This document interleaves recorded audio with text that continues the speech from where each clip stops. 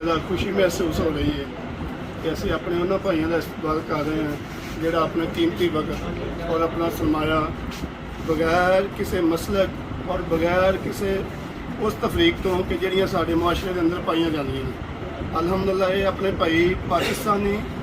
ਜਿਹਦੇ 'ਚ ਹਿੰਦੂ ਮੁਸਲਮ ਗੈਰ ਮੁਸਲਮ ਈਸਾਈ ਹਰ ਕਿਸਮ ਦੀਆਂ ਕਮਿਊਨਿਟੀਆਂ ਸ਼ਾਮਲ ਸਨ। ਅਲਹਮਦੁਲਿਲਾ ਬਹੁਤ ਖੁਸ਼ੀ ਹੋਈ ਹੈ ਕਿ ਸਾਡੇ ਭਾਈ ਉਹਨਾਂ ਆਪਣੇ ਪਾਕਿਸਤਾਨੀ ਭਾਈਆਂ ਦੀ ਮਦਦ ਕਰਕੇ ਆਏ ਨੇ। और पिछे खसूसी तौर पर असी डॉक्टर एसोसीएशन या मैडिकल एसोसीएशन उस तो बाद प्रेस क्लब अलीपुर चट्ठा के बहुत ज़्यादा मशहूर हाँ, मरकजी अनमन ताजरा के बहुत ज़्यादा मशहूर हाँ कि जिन्हें इन्ना ज़्यादा डोनेट करके डॉक्टर साहब और उन्होंने टीम को हर किस्म की तावन और सपोर्ट मुकम्मल माशाअल्लाह मुहैया की।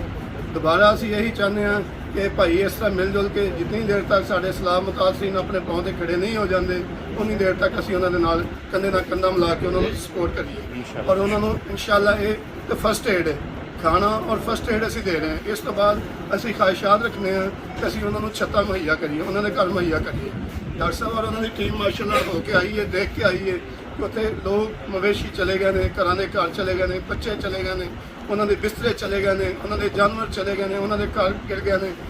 असी इंशाअल्लाह अपने इन्हां सारे भाइयों वास्ते जो हो सकिया आखिरी हद तक इंशाअल्लाह असी इन्हां भाइयों के नाल तावन करांगे और जिस हद तक हो सके अपनी पाकिस्तानी कम्यूनिटी को असी इंशाअल्लाह स्टैंड करांगे। अल्हम्दुलिल्लाह दोबारा सारे भाइयों का बहुत ज़्यादा शुक्रिया अदा करने और उम्मीद करने कि इस तरह जिस तरह साढ़े भाई हुण रल मिल के माशाअल्लाह चले ने आने वाले वक्त भी असी इंशाअल्लाह इस तरह रल मिल के चल के अपनी पाकिस्तानी कम्यूनिटी को इंशाअल्लाह असी गैरां ते नहीं छोड़ांगे गैर मुसलमानी गैर